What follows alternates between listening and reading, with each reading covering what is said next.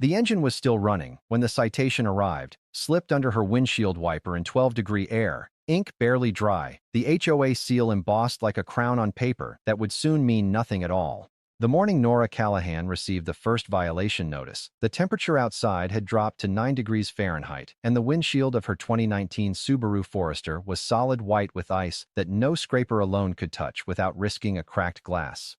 She had been idling the car for 11 minutes. She knew the exact number because she had counted, because she had learned to count everything since moving into Briarwood Estates, a neighborhood where precision was weaponized and rules existed not to protect people, but to establish hierarchy. The notice was printed on cream cardstock with a burgundy header, Briarwood Homeowners Association, formal notice of violation. Below that, in clean serif type, vehicle idling in excess of 5 minutes in residential driveway. First offense, written warning. Second offense, $150 fine. Third offense, $300 fine plus formal hearing. Nora stood in her driveway holding the notice with bare hands because she had stepped outside without her gloves, and the cold turned her fingers red almost immediately.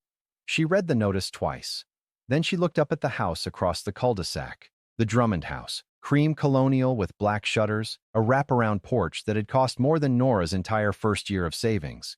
And she saw the curtain on the second floor move, just slightly, just enough. She had been in Briarwood Estates for 7 months, long enough to understand that Richard Drummond was not just a neighbor, but an institution, the kind of man who had lived in the same house for 22 years and had served on the HOA board for 19 of them, the kind of man who believed that property values were a moral framework and that any deviation from the neighborhood aesthetic was a personal affront. He was 61 years old, broad-shouldered, with silver hair he kept precisely parted, and a voice that carried the particular confidence of someone who had never been seriously contradicted. His wife, Pamela, moved through the neighborhood with the grace of someone who had rehearsed every gesture, always wearing coordinated outerwear, always smiling with only the upper half of her face. Nora was 34. She had moved to Briarwood after her divorce from a man who had been many things but financially careful was not among them, leaving her with a settlement that covered a modest down payment on a house she loved because it had large windows and a yard with a birch tree, and because the school district was excellent for her daughter Lily, who was 8 years old and believed that winter was magical and did not yet understand that magic had a price in this neighborhood. Nora worked as a medical transcriptionist from home, which meant she kept unusual hours and had learned to be very quiet very early in the morning, and which also meant that her car, her practical, reliable, necessary car, was her lifeline to every appointment, every school pickup, every grocery run, every emergency that life with an 8-year-old and no co-parent nearby could produce. She had not warmed the car out of laziness or carelessness. She had warmed it because Lily had an ear infection and a pediatric appointment at 8:15, and the car seat needed to be warm enough that the child could sit in it without shivering, and the windows needed to be clear enough that Nora could drive safely on roads that the city had not yet adequately treated. She had done what any reasonable parent in a northern climate did in January, and she had done it in her own driveway, on her own property, and someone had stood at their second-floor window and timed her. She did not respond to the notice that day. She took Lily to the doctor, got the prescription filled, made chicken soup from scratch because Lily insisted that the soup from the can tasted like the inside of a tin can, and she was not entirely wrong, and she worked her shift from 2 in the afternoon until 10 at night, transcribing cardiology notes and orthopedic consult reports, and she put the violation notice on the kitchen counter and looked at it occasionally, the way you look at something you haven't decided how to feel about yet. By the end of the week, she had decided. She felt angry. Not the hot, immediate kind of anger that makes you say things you regret, but the slow, pressurized kind that builds in people who have learned to be patient, because patience was the only tool that had ever actually worked for them. She wrote a letter to the HOA board, 3 paragraphs, professional, factual, noting that the temperature had been 9 degrees, that she had a minor child with a medical condition, that the idling had been for safety and medical necessity, and that she respectfully requested the warning be rescinded and the policy be reviewed for humanitarian exceptions in extreme weather. She signed it, printed it, put it in an envelope, and walked it to the HOA mailbox at the entrance of the neighborhood, which was painted burgundy to match the letterhead. The response came 12 days later. It was signed by Richard Drummond in his capacity as board president, and it was 4 sentences long. The policy existed for environmental and community welfare reasons. No exceptions had been written into the policy. The warning would remain on file. The board appreciated her feedback and encouraged her to attend the next quarterly meeting if she wished to propose amendments through proper channels. Nora read the letter at her kitchen table, while Lily ate cereal across from her, and she kept her face very still because Lily was watching her the way children watch their parents for information about how dangerous the world is, and Nora had made a promise to herself that Lily would not learn that lesson any sooner than necessary. "Is it a bill?" Lily asked. "No," Nora said. "Just a letter." "Is it bad?" "It's fine, baby." It was not fine, but it was manageable, and Nora was an expert at managing things that were not fine. She noted the date of the next quarterly HOA meeting, March 15th, and she marked it in her calendar, and she went back to work, and she warmed her car for exactly 4 minutes and 59 seconds every morning after that, standing outside in whatever the weather was, watching the stopwatch on her phone, making sure she was 1 second inside the rule, doing everything correctly, giving them nothing. February brought a cold snap that locals described as unusual, even by the standards of a region that expected severity.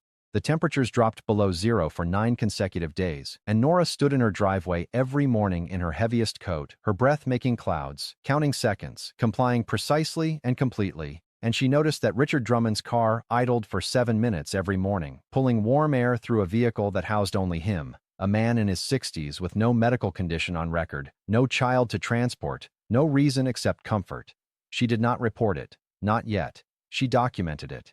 She began keeping a log in a notes app on her phone: date, time, duration, temperature, weather conditions. She was not planning anything dramatic. She was simply building a record the way she had learned to build records, quietly, thoroughly, without anyone knowing she was doing it. She met her neighbor Delia Osi in early February at the mailbox. Delia lived 3 houses down, had 2 teenage sons, worked as a nurse practitioner, and had been in Briarwood for 4 years. She was the kind of person who said exactly what she thought in a tone that made it sound like obvious common sense, which Nora found immediately refreshing. "You got the idling notice," Delia said. It was not a question. "How did you know?" "Because I got one in November. Because Marcus Farrell on Birchwood Court got one in October. Because Elena Vasquez on the other side got one last February. It's what Drummond does in winter. He sits up there with his little binoculars." She gestured toward the Drummond house with a directness that Nora appreciated. "And he times people. Has he shown you the spreadsheet yet?" "There's a spreadsheet?" "Oh, there's a spreadsheet. He presented it at the spring meeting 2 years ago. Environmental impact. Carbon emissions per household. It was 18 pages. Delia shook her head. "Meanwhile, his wife runs that gas fireplace in the sunroom every single day from October to April, which I guarantee produces more emissions than every idling car on this street combined. But somehow, that doesn't make the spreadsheet." Nora filed that information in the same mental folder where she was storing everything else. "Does anyone ever push back?" "Some people leave," Delia said. "Marcus sold after the 3rd fine. Elena's still here, but she doesn't talk to anyone anymore. The Yamamotos on Pine Circle, they challenged a fine 2 years ago, and Drummond had their fence measured, and it turned out to be 2 inches over the height limit, which nobody had complained about for 6 years. But suddenly it became a major issue. They paid the fence fine and the idling fine, and they haven't made a noise since." She paused. "He's very good at making the cost of resistance feel higher than the cost of compliance." "That's a very specific skill," Nora said. "It's the only skill he has," Delia said. "But he's refined it over 20 years, so he's genuinely excellent at it." Nora went home and added to her notes. She was not angry in a way that made her reckless. She was angry in a way that made her meticulous. The second violation notice arrived on February 19th. She had miscounted. She had been 2 seconds over. She had been standing in 9 below wind chill, trying to manage Lily's backpack and her own briefcase and her phone simultaneously, and the stopwatch had slipped past 4:59 to 5:01, and apparently 2 seconds was enough. The fine was $150. $150 was not nothing. $150 was Lily's violin lesson fees for the month. It was 4 tanks of gas. It was most of a utility bill. Nora sat with the fine notice for a long time. She thought about the divorce, about the 2 years before it, when she had stretched every dollar across distances that seemed impossible, about the careful budget she maintained in a spreadsheet of her own that was less dramatic than Drummond's 18-page environmental manifesto, but far more emotionally consequential. She thought about a man sitting in a warm house with a pair of binoculars and a stopwatch and a sense of moral authority that had never been earned and could not be questioned, and she felt the pressure inside her increase by a precise and measurable amount. She paid the fine. She appealed it in writing simultaneously, citing wind chill, a child, a 2-second margin, and asking whether the policy had any provision for reasonable human error in extreme conditions. The appeal was denied in 6 days, which was faster than any previous correspondence she had received from the board, which suggested that Richard Drummond was paying very close attention to her specifically. She thought about that. She thought about why a 61-year-old man with a substantial house and a comfortable life would be paying very close attention to a 34-year-old single mother who had given him no real cause for conflict. She asked Delia about it one afternoon over coffee in Delia's kitchen, which smelled like cardamom and had a wall of windows overlooking a backyard garden that was currently buried under 8 inches of old snow. "He does it to new people," Delia said, wrapping both hands around her mug. "He establishes dominance early. If you comply, you're manageable. If you resist, he escalates until you either comply or leave. He has never, in 4 years, encountered anyone who found a third option." "What would a third option look like?" Delia looked at her with something between amusement and genuine curiosity. "I don't know," she said. "Nobody's gotten there." Nora drove home through snow that had begun falling in the early afternoon, light and fine, the kind that looked almost decorative from inside a warm house but accumulated steadily and silently, and she thought about third options the whole way home. The quarterly meeting on March 15th was held in the Briarwood Estates community room, a beige space with folding chairs and a projector screen and a refreshment table that always featured the same store-brand cookies. 14 homeowners attended. Richard Drummond sat at the head table with 2 other board members. Gerald Hofstedt, a retired accountant who seconded every motion Drummond made and had never in anyone's memory proposed one himself, and Carol Stanton, who had joined the board 18 months ago with genuine civic intentions and had since been systematically sidelined until she mostly sat quietly and took minutes. Nora had prepared. She had a folder. Inside the folder was her documentation. 17 mornings of recorded idling times for Richard Drummond's vehicle, with temperatures, weather conditions, and durations. The average was 6 minutes and 40 seconds. None were under 5 minutes. She also had a printed copy of the HOA policy, which she had read with the careful attention she gave to medical records, and she had found something interesting. The policy prohibited idling in excess of 5 minutes. It did not specify that the prohibition applied only to residents. It did not specify that it applied only to driveways. It applied to all vehicles within the boundaries of Briarwood Estates. Richard Drummond's driveway was within the boundaries of Briarwood Estates. When the meeting opened the floor to homeowner concerns, Nora raised her hand.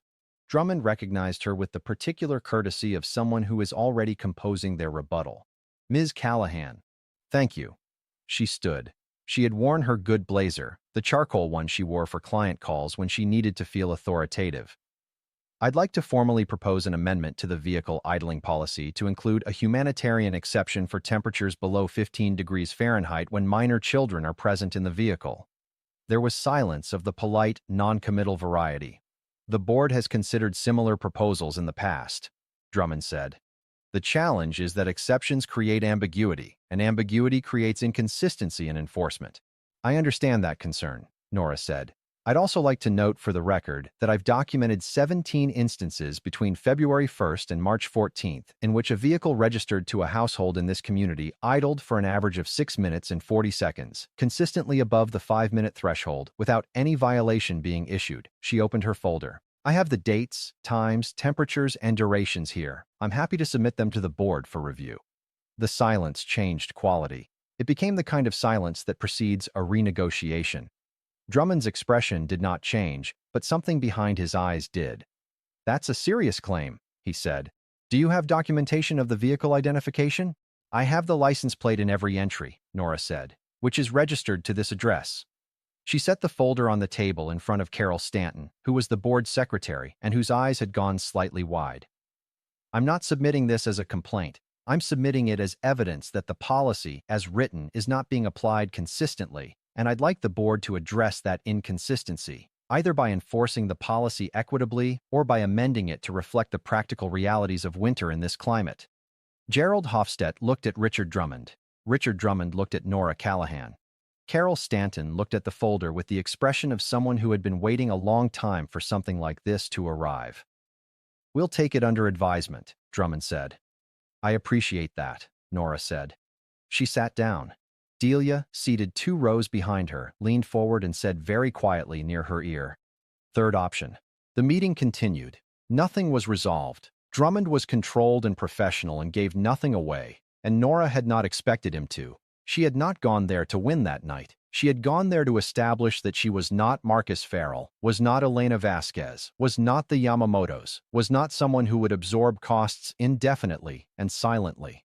She had gone there to change the equation, to make resistance cheaper than compliance in his calculation, and she had no way of knowing yet whether it had worked. What she knew was that the third violation notice arrived 9 days later. She had idled for exactly 5 minutes and 12 seconds on a morning when the temperature was 4 degrees, and Lily had asked her 3 times not to make her sit in a cold car, and Nora had been trying to calculate whether 12 seconds was worth $150 and had made the wrong calculation. The fine this time was $300, and it came with a notice of formal hearing, scheduled for April 2nd.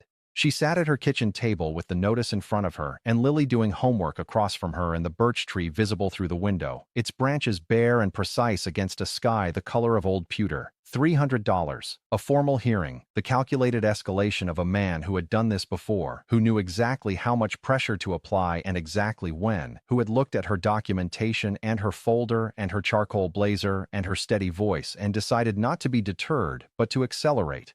Nora looked at the birch tree for a long time. Then she picked up her phone and called Delia. "He's filed for a formal hearing," she said. "I know," Delia said.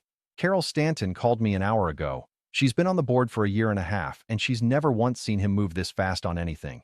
He's scared of you, Nora." "He doesn't seem scared."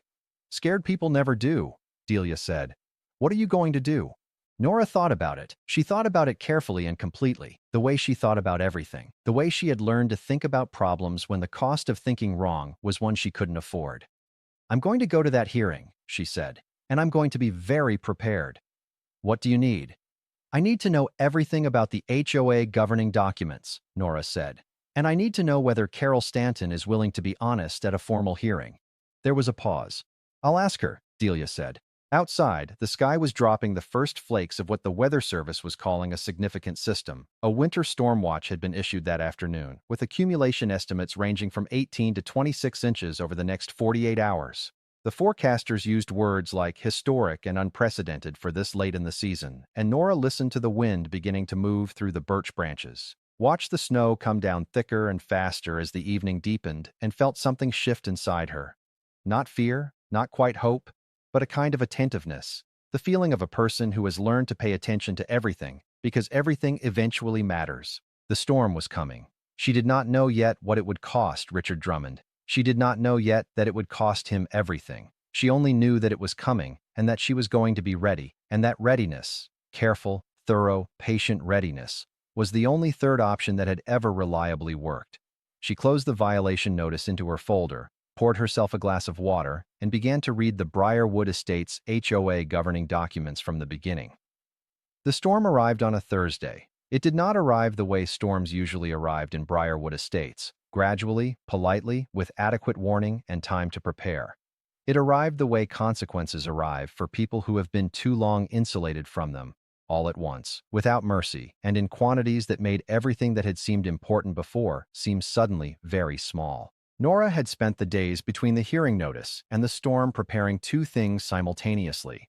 The first was her case for the April 2nd hearing, which she was building with the same methodical care she brought to everything, pulling public records, reading the HOA's full governing documents including the rarely consulted original Articles of Incorporation from 2001, cross-referencing the violation policy against state statutes on residential association authority, and compiling a presentation that Carol Stanton had agreed, quietly and with visible relief, to review in advance. The second thing Nora was preparing was her house and herself and her daughter for the storm, because she had grown up in Wisconsin, and she knew what a serious winter weather event required, and she did not trust that the neighborhood's infrastructure was as robust as Richard Drummond's confidence suggested it was. She bought an extra week of groceries. She filled every large container she owned with water. She tested the flashlights, replaced the batteries, confirmed that the emergency candles were in the drawer where she kept them.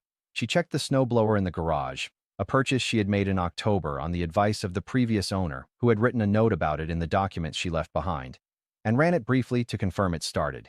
She made sure Lily understood that, if the power went out, they would light candles and it would be like camping, but warmer, and Lily had accepted this with the pragmatic adaptability of a child who had learned that her mother's preparations meant safety, and that safety was worth temporary inconvenience. The snow began at 2 in the morning on Thursday and did not stop for 31 hours.